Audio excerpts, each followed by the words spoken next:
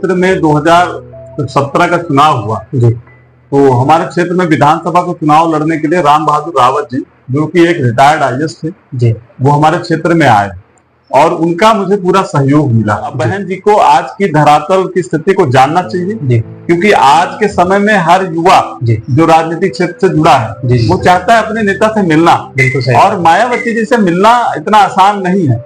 बिल्कुल, और इतना आसान उन्होंने बनाया नहीं। हम ये नहीं कह सकते कि है नहीं आसान, उन्होंने रास्ते नहीं खोले। मायावती जी ने अपने भतीजे को सत्ता की कमान सौंपी और राजनीति में उतार दिया। आपको क्या लगता है कि उनका भतीजा उत्तर प्रदेश की राजनीति में अपनी पैठ जमा पाएगा? देखिए, रिजल्ट आपके सामने है, उदाहरण आपके सामने है। लगातार 2 चुनाव में उसे नेशनल कोऑर्डिनेटर बनाया गया जी, और जिस तरीके से उन्होंने काम किया, मुझे लगता है कि अभी उन्हें बहुत कुछ सीखने की जरूरत है। और बहन जी के नेतृत्व में अगर वो सीख रहे हैं, कुछ उनको अच्छा मिल रहा है जी, तो मेरी शुभकामनाएं हैं कि कुछ अच्छा करें जी। उत्तर प्रदेश के पूर्व मुख्यमंत्री अखिलेश यादव जी की छवि से आप कितना प्रभावित? देखिए, अखिलेश यादव जी तो हमारे नेता हैं जी, और उनकी छवि आज हम प्रदेश तक तो नहीं कह सकते, आज पूरे देश में उनकी छवि है जी। आज अगर देखा जाए कि पूरे देश में अगर तीसरी सबसे बड़ी पार्टी है तो वो समाजवादी पार्टी है, और विपक्ष में यानी सर्वोच्च जो पंचायत है भारत का जी, और वहां पर जब अखिलेश यादव जी विपक्ष में सवाल उठाते हैं तो पूरा देश देखता है। हम जैसे युवा जब क्षेत्र में निकलते हैं तो जाहिर सी बात है, बहुत सारा संघर्ष करना पड़ता है। बिल्कुल सही बात। और संघर्ष के में बहुत सारी चीजें आती हैं, थाना, पुलिस, तहसील जी, और डीएम, एसडीएम, बहुत सारी चीजों से हमें मिलना पड़ता है, उनसे बातचीत करनी पड़ती है जी। लेकिन जब बसपा का कार्यकर्ता अपने बड़े कार्यकर्ताओं से उम्मीद लगाए बैठा हो कि वो आके हमारी मदद करेंगे जी, थाना पुलिस में हमारी मदद करेंगे, तो अगर उनके फोन लगाए जाए तो वो वहां तक पहुंच नहीं पाते। झंडा लेकर चलना ठीक है, लेकिन कभी कभी डंडों की भी जरूरत पड़ती है। बिल्कुल, तो वहां पर बहुजन समाज पार्टी के कार्यकर्ताओं को बहुत हताश, आज स्थिति देख लीजिए, हम ही नहीं जी, बहुत सारे बड़े बड़े नेता जिन्होंने अपना खून पसीना बहा करके पार्टी को खड़ा किया जी, आज वही पार्टी मदद नहीं कर पाएंगे। तो हमें लगता है कि लोग भी आपसे हताश होंगे, और उस समय मैंने सही फैसला लिया जी। जैसा कि किसी लेखक ने लिखा दिया है कि नेता जनता का नेत्र होता है, नेता जिधर देखता है जनता उधर। क्षेत्र की राजनीति के साथ साथ जहाँ जिस ग्राम पंचायत में मैं निवास करता हूँ जी, उसकी भी हालत देखने के बाद जी, जो विकास हम बाहर चिल्लाते हैं जा करके कि देश में विकास नहीं हो रहा है, प्रदेश में विकास नहीं हो रहा है, क्षेत्र में विकास नहीं हो रहा है, और जब हम जिस क्षेत्र में रह रहे हैं वहाँ की हालत अगर खस्ता है जी, तो मुझे लगा कि आवाज उठानी चाहिए। बिल्कुल, और फिर मैंने वही किया जी, और मैंने तमाम ऐसे ग्राम पंचायत स्तर के मुद्दों को उठाने की कोशिश की, और उठाया भी और उसको अंजाम तक पहुंचाया भी जी। तो उसके चलते बहुत सारी चीजें करनी पड़ी, संघर्ष करना पड़ा, अनशन करना पड़े, लेटरबाजी करनी पड़ी, अधिकारियों से मिलना पड़ा, तमाम चीजें। चंद्रशेखर जी की छवि को लेकर अगर बात की जाए जी, बीते कुछ 5 सालों में अगर देखा जाए जी, चंद्रशेखर जी ने, देखिए वो एक सामान्य परिवार से आते हैं जी, और उनका कोई राजघराने के नहीं है जी, और काफी संघर्ष किया है, जिससे सोशल मीडिया के माध्यम से भी पता चलता रहता है जी, और बहुत सारे मुद्दों पे आवाज उठाते हैं, अनशन करते हैं, आंदोलन करते हैं, लाठियां भी खाते हैं।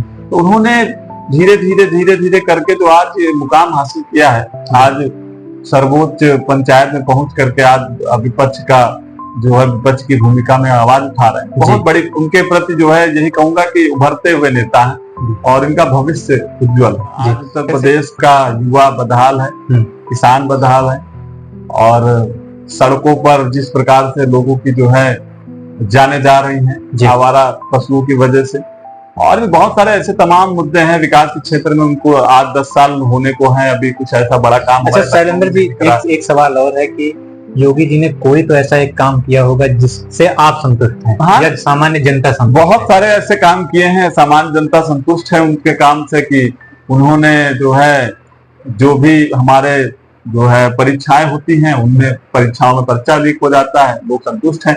यहाँ पर्चा लीक हो रहा है लगातार जी, और जमीन पे उनके कोई काम नहीं है, लोग संतुष्ट हैं। तो पर्चा संतुष्ट होने से युवा संतुष्ट है, पर्चा लीक होने से? युवा संतुष्ट है कि जब तक भाजपा सरकार रहेगी तब तक कुछ नहीं होने वाला है, वो संतुष्ट है। उसे ये पता है कि जब समाजवादी पार्टी माननीय अखिलेश यादव जी की सरकार आएगी यूपी में, तो सारी चीजें फिर से अच्छी हो जाए। तो इसमें तो जो है योगी जी ने जनता के लिए थोड़ी ना काम किया, तो अखिलेश यादव जी के काम हुआ। नहीं नहीं, जनता अखिलेश यादव जी का रास्ता प्रशस्त करा। बिल्कुल बिल्कुल। आप देखिए, ये नहीं कह रहे कि रास्ता साफ कर रहे हैं, उनका रास्ता तो जनता साफ कर रही है, और आने वाले समय में यकीन मानिए उनका रास्ता साफ है। वो लखनऊ से गोरखपुर का उनका टिकट कट चुका है और उन्हें जाना है। बस ये है कि अखिलेश यादव जी अपने जब आएंगे कार्यकाल में तो मैं उम्मीद करेंगे कि जो युवा आज परेशान है, संविधान में बुलडोजर का कोई जिक्र नहीं है कि बुलडोजर चलवा दीजिए किसी के घर पे, जिसे घर गिरवा दीजिए, ऐसा कोई वैधानिक कोई एक्ट नहीं है, कोई संविधान में कोई ऐसी चीज बात लिखी नहीं गई है। लेकिन इनका अलग ही संविधान चल रहा है। ये संविधान मानने वाले लोग नहीं है, ये संविधान को मिटाने वाले लोग हैं। और इसका जीता जागता उदाहरण अभी लोकसभा के चुनाव उनको मिल गया है। अब 2027 का चुनाव आने वाला है। ये जितनी भी चीजें बुलडोजर बाबा, ये जो भी चीजें आ रही है, जनता देख रही है, जनता इनको जवाब दी। योगी जी ने तो कहा है कि जो जैसी भाषा में समझेगा उसको वैसी भाषा में समझाया जाएगा। हाँ, तो घर का पिता, आप मानते हैं घर का पिता जो होता है, अगर बच्चा गलती करे तो अगर पिता को कैसा रवैया अपनाना चाहिए? समझाना चाहिए, उसे मारना चाहिए? समझाना चाहिए। तो समझाने वाला काम योगी जी कहाँ कर रहे हैं? अगर कोई गलती कर रहा है तो समझाइए। समझाने का जो जिस भाषा में बोलेगा, ये सब पाकिस्तान वाले डायलॉग जो बोलते हैं, ये डायलॉग पुराने हो गए हैं। अब ये अपने प्रदेश के लोगों पर ये डायलॉग अगर चलाएंगे तो प्रदेश के लोगों ने बहुत बड़े बड़े नेताओं को पीछे कर दिया है। मुख्यमंत्री जी पर ये आपका आरोप तो नहीं? नहीं, मुख्यमंत्री जी पर आरोप मेरा नहीं है, जनता का आरोप। मैं तो जनता का सेवक हूँ। जनता जो बात कहती है मैं आपके माध्यम से वहां तक पहुंचा रहा हूँ कि भाई ये आरोप जनता के हैं। जनता संतुष्ट नहीं है। जनता जो है अगर संतुष्ट होती तो 80 में 80 सीटें पर जी, लेकिन क्या हुआ हालत देख सकते हैं आप। ठीक है, भारत की राजनीति में और भारतीय जनता पार्टी की राजनीति, चाणक्य कहे जाने वाले अमित शाह इस लोकसभा के चुनाव में मुंह की खा गए। इसके पीछे उनकी क्या बड़ी? देखिए, अब आप लोगों ने उन्हें चाणक्य बना दिया, अलग की बात है। मैं तो उन्हें मैंने चाणक्य नहीं बनाया, पार्टियां चाणक्य, जिन्होंने चाणक्य उनको बनाया है। देखिए, ये लोकतांत्रिक व्यवस्था का देश है, यहाँ चाणक्य जनता है जी। ये कोई चाणक्य बनने से, देखिए, खरीद करके, तोड़ करके, डरा करके विधायक ले आना, अपनी तरह सरकार बना लेना, इसे चाणक्य नहीं कहते हैं जी। हाँ, अब उनकी भाषा में चाणक्य तो होगा। समय आ गया है कि अब प्रदेश में तो हालत आधी हो ही गई है। 27 में अगर जनता ने चाहा तो उनको हटाएंगे। और आगे मोदी जी का भी वही हक। जी वो हर काम करते हैं जिससे उनकी सत्ता बची रहे। वो हर काम करते हैं जो काम उन्हें करना चाहिए। अभी पाकिस्तान नहीं चल रहा है, अभी बंगाल नहीं चल रहा है, अभी बांग्लादेश नहीं चल रहा है, क्योंकि अभी जरूरत नहीं। चुनाव आएगा तो सारी बातें होंगी। बाकी मोदी जी देश के प्रधानमंत्री हैं और देश के प्रधानमंत्री गरिमामय जो है पद है जी, तो हम सब उनका सम्मान करते हैं। लेकिन जो वादा किया काला धन लाएंगे या जो है किसानों की आय दुगनी करेंगे, ऐसे तमाम वादे इन्होंने किए। अब वादे से मुकर जाने वालों के प्रति क्या छवि होगी आपकी, तो आप जानते हैं। मोदी जी के आने से देश आगे नहीं बढ़ा है, देश पहले से भी आगे बढ़ रहा है। आजादी के बाद हमारे पास ऐसी बहुत सारी चीजें नहीं थी जो आज हैं। तो धीरे धीरे देश के विकास में सबका योगदान होता है। धीरे धीरे चीजें बढ़ती है। देखिए, घर बनाया मिल जाए और अगर कोई इसमें पुट्टी करा के लाइट लगवा दे तो कहते हैं मैंने बनाया, तो मुझे लगता है ये बेवकूफियत होगी। अगर आपको नहीं पता है भारत के बारे में, भारत की राजनीति के बारे में जी, तो आपको इस तरह के बयानबाजी नहीं करना चाहिए, बचना चाहिए बयानबाजी। देखिए, जनता मूर्ख नहीं है, जनता इन लोगों को समझ चुकी है, इनके एजेंडे को समझ चुकी है। ये लोग जिस तरह से भ्रमित करके 2014 से अब तक सरकार में बने हुए हैं, अच्छी बात है, लेकिन अब जनता समझ गई है कि अब इनका समय आ गया है। और मोदी जी को देख लीजिए कैसी सरकार, गठबंधन में सरकार चल रही है जी। और अखिलेश यादव जी ने तो कहा ही है कभी भी सरकार गिर सकती है, तो हम लोग इंतजार कर रहे हैं सरकार गिरे जी और देश में जो है एक अच्छी सरकार बने। और अगर मौका मिले तो माननीय अखिलेश यादव जी भी कुछ ही भूमिका में आए और देश का विकास करें। क्या अखिलेश यादव जी अपनी सत्ता वापस कर पाएंगे 2027 के चुनाव में? देखिए, बिल्कुल साफ है, जनता ने इस लोकसभा चुनाव में क्लियर कर दिया है कि आने वाले समय में अखिलेश यादव जी की सरकार आएगी जी। और प्रदेश में जो विकास हुआ अखिलेश यादव जी के गवर्नमेंट में, वो विकास की गति को फिर से दुगनी रफ्तार मिलेगी।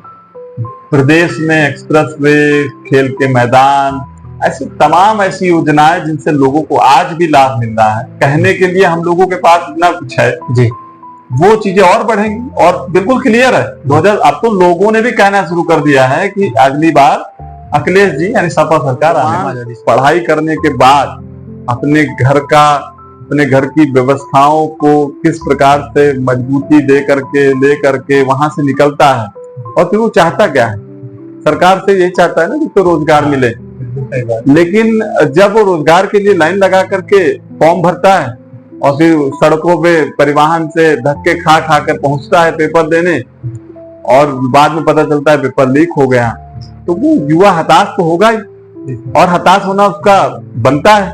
अच्छा, इस हताशा से बचने का आप हमारे वीडियो के माध्यम से, सोशल मीडिया के माध्यम से आप बताइए कि इससे बचा कैसे? देखिए, बिल्कुल क्लियर है, भारतीय जनता पार्टी की सरकार चाहे वो देश में हो प्रदेश, जब तक ये रहेगी तब तक ये व्यवस्था ऐसी चलती रहेगी। बचने का एक ही तरीका है, इस बार नौजवानों को नई सरकार की तरफ आना चाहिए। और माननीय अखिलेश यादव जी के गवर्नमेंट में इतने सारे काम हुए हैं, तो उन पर भी भरोसा बढ़ ही रहा है धीरे धीरे। नौजवानों को बस यही कहेंगे, हताश होने की जरूरत नहीं है, बस चंद लम्हे और हैं, मंजिल सामने है, और थोड़े दिन बाद जो है अखिलेश यादव जी सरकार में आएंगे, सबकी परेशानियां दूर की जाएंगी, और जिन्होंने परेशानियां दी हैं उनको भी जेल की सलाखों के पीछे भेजने का काम किया जाएगा। और एक बात और कहना चाहूंगा, समाजवादी पार्टी की सरकार में जिस तरह से काम हुए हैं उससे दोगुनी रफ्तार में काम होंगे, और जिन्होंने पिछले 10 सालों में काम ना करने का रिकॉर्ड बनाया है उनको भी जो है सजा देने का काम जनता तो करेगी ही। समाजवादी पार्टी के सरकार में भी उन पर जांच होगी, कौन कौन लोग शामिल थे, किन लोगों ने जो है विकास काम में अड़ंगा लगाया, सब पर कार्रवाई होगी समय दूर में। बहुत बहुत धन्यवाद आपका एक सकारात्मक वार्ता को अंजाम देने के लिए। आगे भी बहुत सारे मुद्दे आएंगे, उनके बीच में आपकी चर्चा लेंगे, आपकी राय लेंगे, आपके साथ चर्चा करेंगे।